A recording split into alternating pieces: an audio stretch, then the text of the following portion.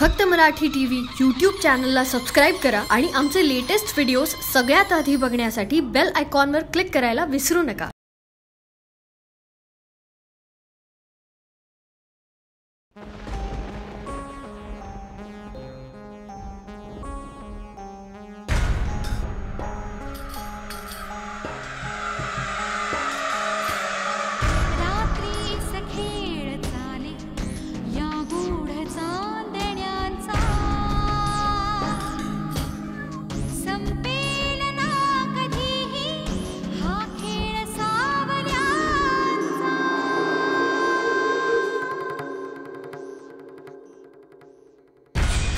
चंद्रना स्वयंभूरवी तेजवाहतो हा ग्रहणात सावल्यांचा अभिशाप भोगतो हा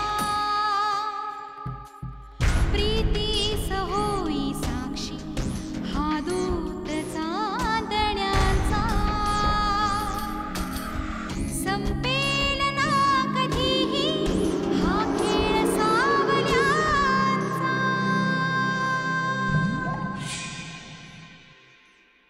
हेमांगी तुझ्या डॅडना हॉस्पिटलला ऍडमिट केलंय. काय झालं त्यांना? हार्ट अटॅक आलाय. आणि पुन्हा माझ्या समोर तिचं नाव घ्यायचं नाहीये.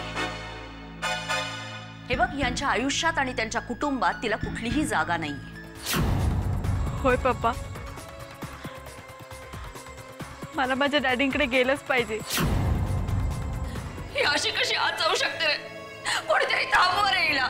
हिला आणि यांचा काही संबंध नाहीये. प्लीज हिला कोणीतरी थांबवा रे. अरे तू शकतो तरी सांग. हेमांगी,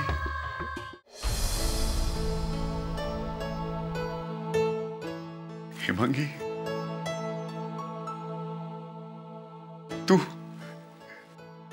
तू आलीस.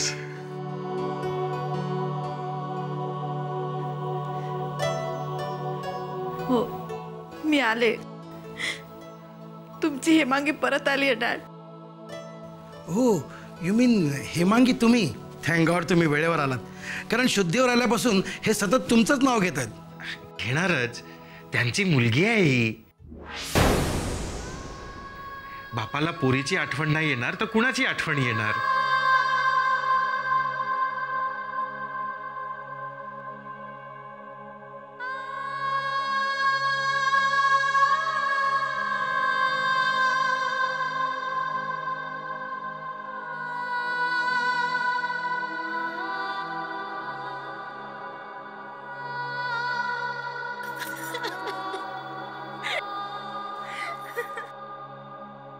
डॅड, शांत हो बेटा.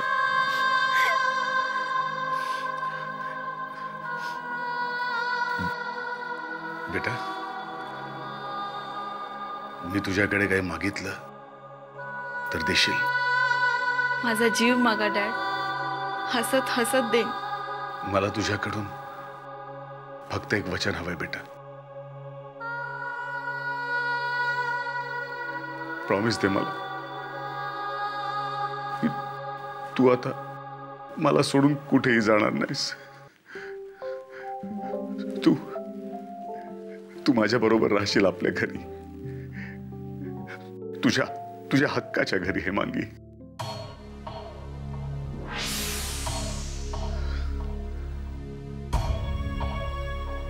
बेटा बेटा प्रॉमिस दे मला. तू आता मला सोडून नाही जाणार. बेटा, तारा डॅडी शू के छे सांभाळतो खरी. चल, हा पाड बेटा. मी तिथे कशी राहू शकणार पप्पा? तुम्ही मला चल म्हटलं तरी. हे बघ बेटा, बाकी कोणाला काय वाटेल ह्याचा विचारही तू करू नकोस. एक गोष्ट लक्षात ठेव, माझ्यावर जेवढा हक्क श्री आणि जानूचा आहे तेवढाच तुझाही आहे.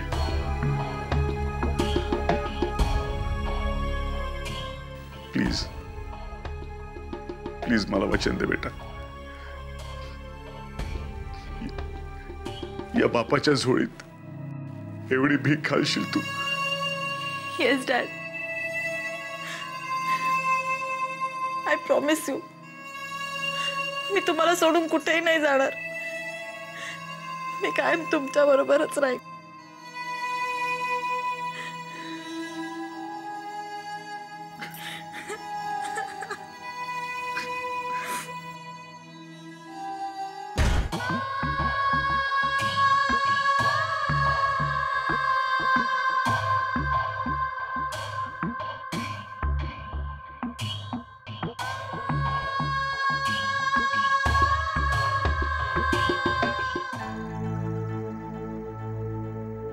हॅलो शैलजा बोल.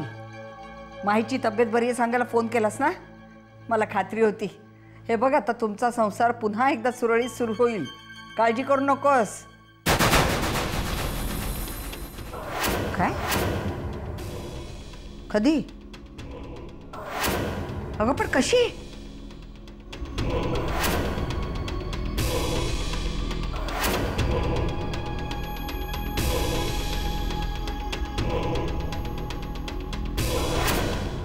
इतके प्रयत्न करूनही ही पोरगी परत कशी आली? बरं आली तर आली, आमच्या घरात महेशची मुलगी म्हणून राहायला तयार कशी झाली? छे, पाणी डोक्यापर्यंत जायच्या आधीच बांध घालायला हवं.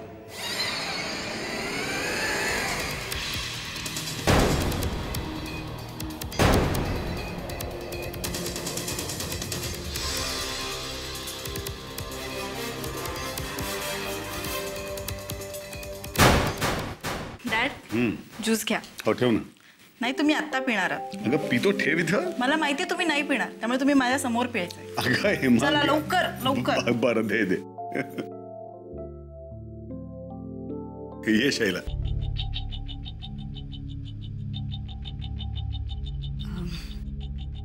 कसं वाटतंय आता? कसा दिसतोय?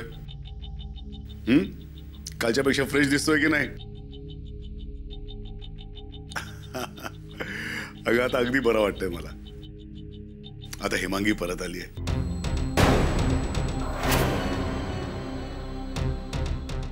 आणि मुख्य म्हणजे हिनं आपल्या बरोबर राहायचं प्रॉमिस सुद्धा केलंय.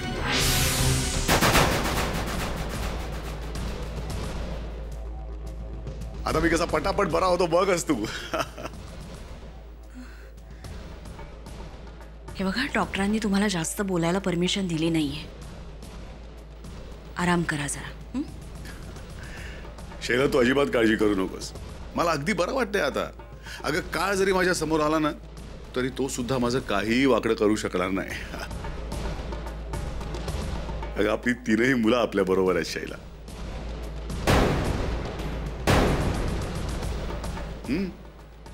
हेमांगी आता आपली सगळ्यात मोठी मुलगी आहे. आणि हे बघ, श्री आणि जानूला तू हे समजाव, त्यांना सांग की हेमांगीला त्यांनी मोठ्या बहिणीचा मान द्यायला हवा.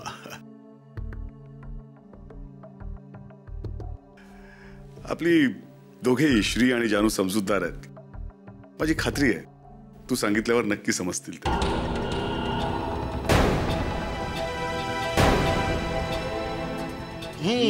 Mister Rajwade, how are you now? Fine doctor. Okay, very good. By the way, visiting hour संपलेत तेव्हा तुमच्या दोघींपैकी कोणीतरी एक जण थांबला तर चालेल. ओके? मला वाटतं मला निघायला हवं. मी उद्या सकाळी येईन ना. अगं तू कुठे निघतेस हेमांगी? तू बस नाही ते माझ्याजवळ.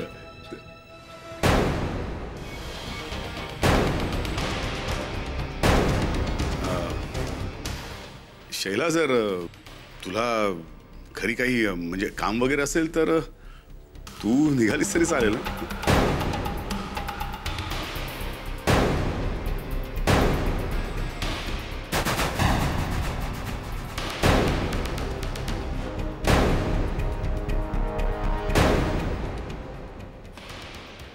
डॅड, आंटीने इथे थांबणं जास्त आवश्यक आहे. मी जाते ना घरी. मी उद्या परत येईन.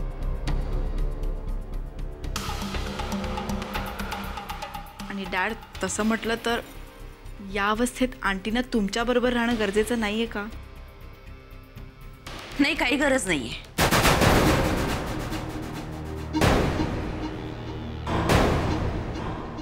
जर का मी इथे थांबणं यांना आवडत नसेल ना, तर मी इथनं गेलेलीच बरी. तू थांब. अगं शैला, माझं ऐक.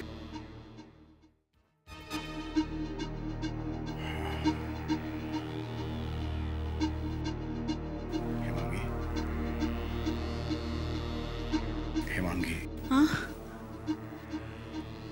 हे बघ बेटा, तू शैलाचं बोलणं नको मनावर घेऊस. अगं ती असं बोलली याचा अर्थ असा नाही की तिला तू आवडत नाहीस.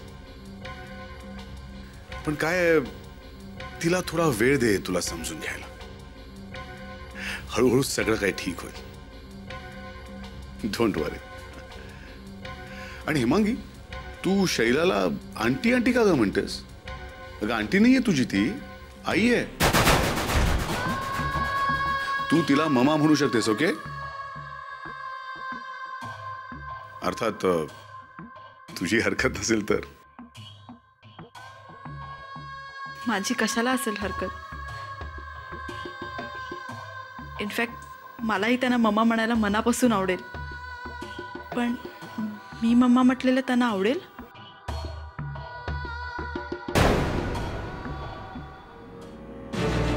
हे सगळं तुझ्यामुळे झालंय जानू. त्या मुलीला घरात घेऊन आलीस आणि विनाकारण वाद निर्माण केलेस. या सगळ्याला जबाबदार तू आहेस. तू हे सगळं मला का बोलतेस मम्मा? ज्या मुलीने माझा जीव वाचवला, ती डॅडची अनैतिक वारस निघेल हे काय स्वप्न पडलं होतं का मला? जान्हवी, जानू, शब्द थोडे जपून वापर. हे बघ बेटा, हेमांगी तुझ्या वडिलांच्याच पहिल्या बायकोची मुलगी आहे हे विसरू नकोस.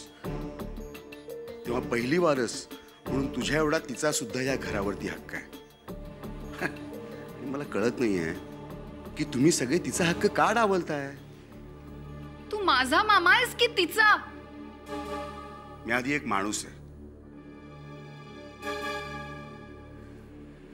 आणि माझ्या दीदीच्या हातून कुणाही वरती अन्याय होऊ नये असं मला वाटतं.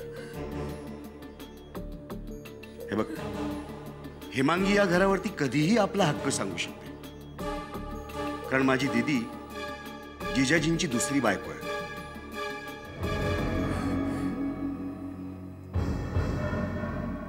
आणि तू सुद्धा त्यांच्या दुसऱ्या बायकोची मुलगी आहेस हे लक्षात ठेव. प्लीज.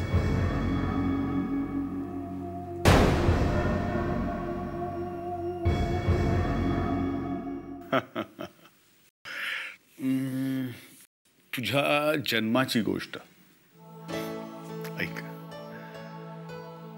जेव्हा तुझ्या जन्माची चाहूल लागली ना, तेव्हा मी आणि भारती खूप खुश होतो. बाळ होणार या कल्पनेने मी तर अक्षरशः वेडाच झालो होतो. पण भारतीला मुलगा हवा होता आणि मला मुलगी. या गोष्टीवरनं भारती सतत माझ्याबरोबर वाद घालायची. सारखी भांडणं व्हायची आमच्यात. शेवटी माझंच म्हणणं खरं ठरलं. ज्या क्षणाची आम्ही आतुरतेने वाट पाहत होतो तो क्षण आला.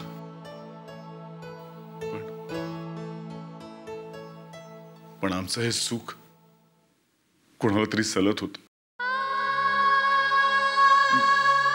माझ्या बाळाला मी डोळे भरून बघूही नाही शकलो.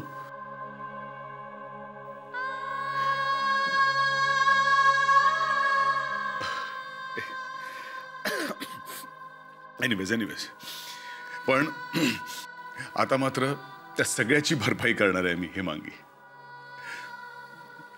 तुझ्या गैरहजेरीत जे सुख मी उपभोगलं, माझ्या मुलांनी उपभोगलं, माझ्या सगळ्या कुटुंबानेच माझ्या उपभोगलं ना, ते सगळं सुख मी तुला भरभरून परत करणार आहे. डॅड, मला तुम्ही मिळालात, घर मिळालं. आता मला काही नकोय. हेमांगी, काही नको कसं? अगं हक्क आहे तुझा हा. ते सुख मिळणं हा तुझा हक्कच आहे हेमांगी. हे बघ डॅड, बघा तुम्ही तर थकलाय, आराम करा. डॉक्टरनी काय सांगितलं लक्षात आहे ना तुमच्या? मी तुझं अजिबात ऐकणार नाहीये. जे सुख तुला आतापर्यंत मिळू शकलेलं नाही ते सगळं मी तुला देणार आहे. जास्ती बोलायचं नाही. झोपा बघू आता, चला. अगं डॉक्टर काही म्हणू दे, मला काही होत नाहीये, अगदी बरं आहे मी. आणि हिमांगी, जी गोष्ट आपल्याला करायला आवडते ना ती करताना अजिबात थकवा वगैरे येत नाही. तरी सुद्धा आता आराम करा. मला घरी गेल्यावर सगळ्या आठवणी सांगा. तुमच्याकडून मम्मा बद्दल जाणून घ्यायला मला आवडेल. ओके, आता आराम करा, चला. अगं बर, ठीक आहे हेमांगी, आराम करेन मी, पण एका अटीवर. अट? तू मला एक गोष्ट सांगायचीस. काय? हा, जर गोष्ट सांगितलीस तरच आराम करेन. ठीक आहे, पण तुम्ही आता झोपा. ओके, बर. चला.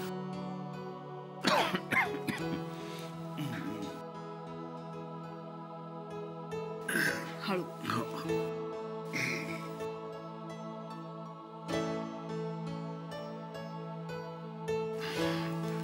डोळे मिटा बघू.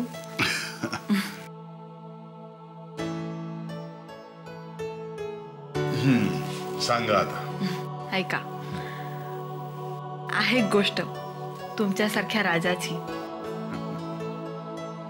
एकदा एक राजा आपल्या राजकन्येला घेऊन जंगलातून जात होता. राजकन्येने राजाचा हात अगदी घट्ट धरला होता. मिट्ट काळोख होता. पानांची सळसळ कानावर येत होती. पण आपल्या बाबांनी आपला हात धरलाय या विश्वासाने राजकन्या त्यांच्याबरोबर चालत होती. आणि अचानक बाबांचा हात सुटला.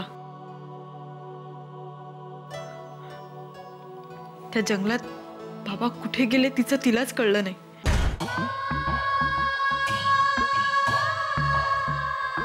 पण राजकन्या घाबरली नाही. जंगलात राहून ती जंगली प्राण्यांची भाषा शिकली.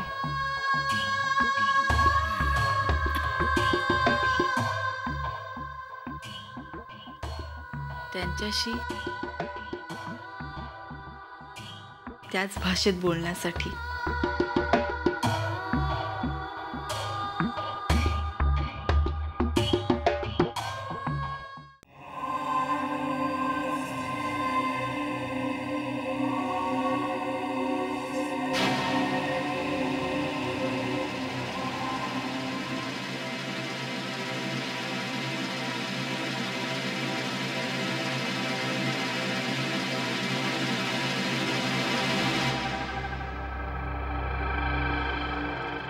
मला ताप वगैरे काही नाही आहे ग. पूर्ण बरी आहे अंबा. पण मला भीती वाटते. भूतकाळात केलेली पापं आता वर्तमान काळात भूत बनून मानगुटावर बसलेत. त्यांच्या सावल्या या घराभोवती घिरट्या घालतायत अंबा.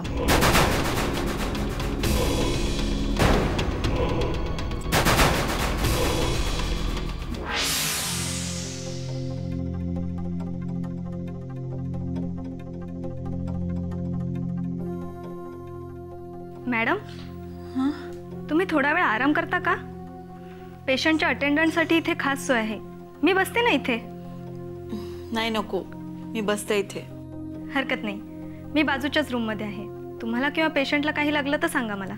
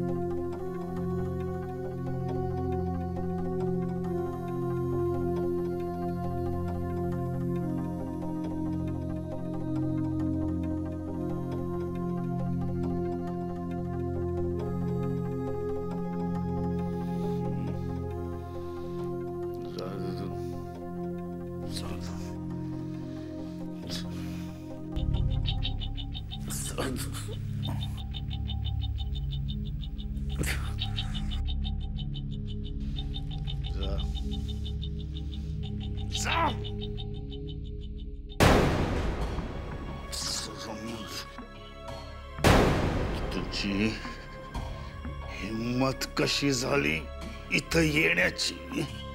तुझी मला तुझं तोंडही बघायचं नाहीये. जिवंत आहेस यावर माझा विश्वासच नाही बसत आहे.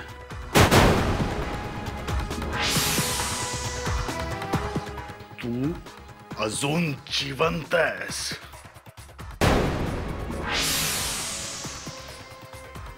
भारती,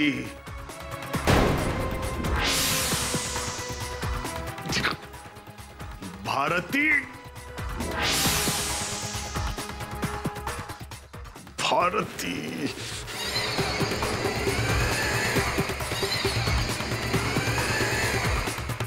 याचा अर्थ आईचा मृत्यू बाळंतपणात नाही झाला, म्हणजे बाबानेच आईला.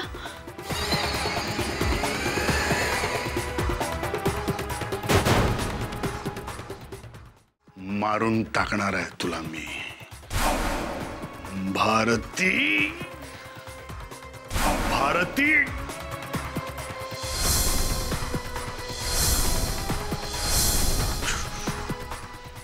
I will kill you. मर,